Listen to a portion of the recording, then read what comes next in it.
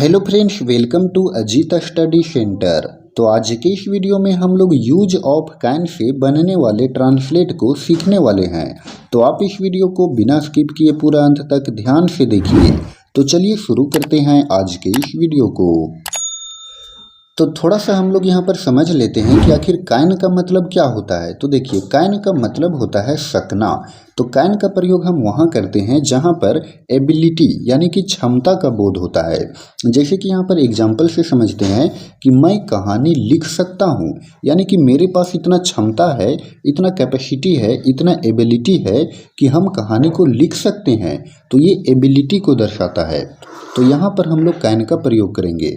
फिर है कि तुम कविता पढ़ सकते हो, यानी कि तुम्हारे पास इतनी क्षमता है, तुम्हारे पास इतनी एबिलिटी है कि तुम कविता को पढ़ सकते हो।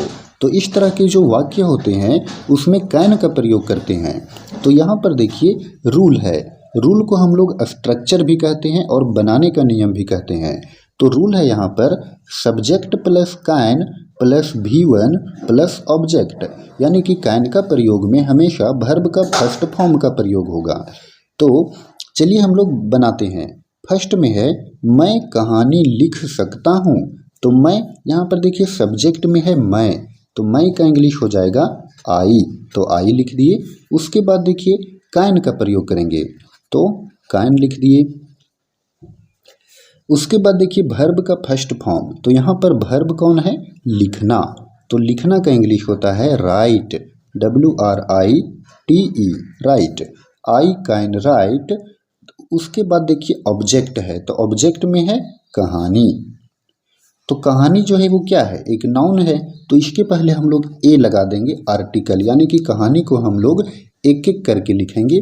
तो आई कैन राइट य स्टोरी, STORY, स्टोरी, और फिर फुल स्टॉप लगा दिए। तो इस तरह से मैं कहानी लिख सकता हूँ, इसका इंग्लिश ट्रांसलेट बनेगा आई कैन राइट य स्टोरी। नेक्स्ट है तुम कविता पढ़ सकते हो। तो यहाँ पर तुम कविता पढ़ सकते हो में यहाँ पर तुम क्या है? तुम जो है वो सब्जेक्ट है। तो सब्जेक्ट में यहाँ पर लिखेंगे यू, क्योंकि तुम का इंग्लिश होता है यू। अब यहाँ पर देखिए कैन का प्रयोग, तो कैन का प्रयोग कर दिए। उसके बाद वर्ब का फर्स्ट फॉर्म, तो पढ़ना, तो पढ़ना का English read, READ, you can read. और फिर कविता, तो कविता का इंग्लिश हो जाएगा पोएम, POEM, पोएम, और फिर फुल स्टॉप। तो इस तरह से तुम कविता पढ़ सकते हो, यू कैन रीड पोएम, या तो रीड य पोएम, ये भी लगा सकते हैं। नेक्स्ट है सीता सो सकती है। तो सीता यहाँ पर सब्जेक्ट है, तो यहाँ पर लिख दिए सीता। उसके बाद सीता क्या है? तो सीता जो है वो थर्ड पर्सन सिंगुलर नंबर है, तो इसके साथ भी हम लोग प्रयोग करेंगे कैन हेल्पिंग वर्ब का। तो सीता कैन, और फिर वर्ब का फर्स्ट फॉर्म हो जाएगा यहाँ पर सोना, यानी कि स्लीप। और यहीं पर हम लोग फुल स्टॉप लगा देंगे। क्यों लगाएंगे फुल स्टॉप? क्योंकि इसमें ऑब्जेक्ट नहीं है। तो सीता कैन स्लीप।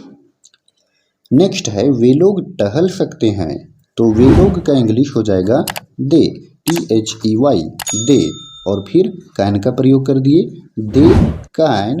और टहलना का इंग्लिश हो जाएगा वॉक, WALK, वॉक। यहाँ पर वॉल्क नहीं पढ़ेंगे, क्यों? क्योंकि L साइलेंट रहेगा। तो वे लोग टहल सकते हैं, इसका इंग्लिश ट्रांसलेट बनेगा दे कैन वॉक। चलिए नेक्स्ट है तुम लोग विद्यालय जा सकते हो। तो तुम लोग का इंग्लिश हो जाएगा यू, YOU, यू, और यू के साथ भी हम लोग कैन का प्रयोग करेंगे। तो यू कैन। उसके बाद देखिए वर्ब का फर्स्ट फॉर्म में क्या है? जाना। तो जाना का इंग्लिश गो, और जाना के साथ हम लोग प्रयोग करते हैं टू का, यानी कि गो के साथ टू का प्रयोग।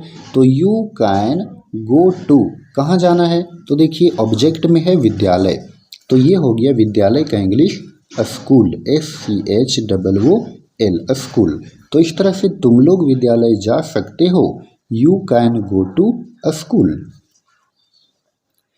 नेक्स्ट है सुमन नाच सकती है।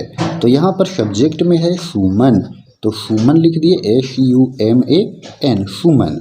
उसके बाद कैन का प्रयोग कीजिए, तो सुमन कैन और वर्ब का फर्स्ट फॉर्म है नाचना, तो नाचना का इंग्लिश डांस, DANCE डांस। तो सुमन कैन डांस, ये हो गया सुमन नाच सकती है का इंग्लिश ट्रांसलेट।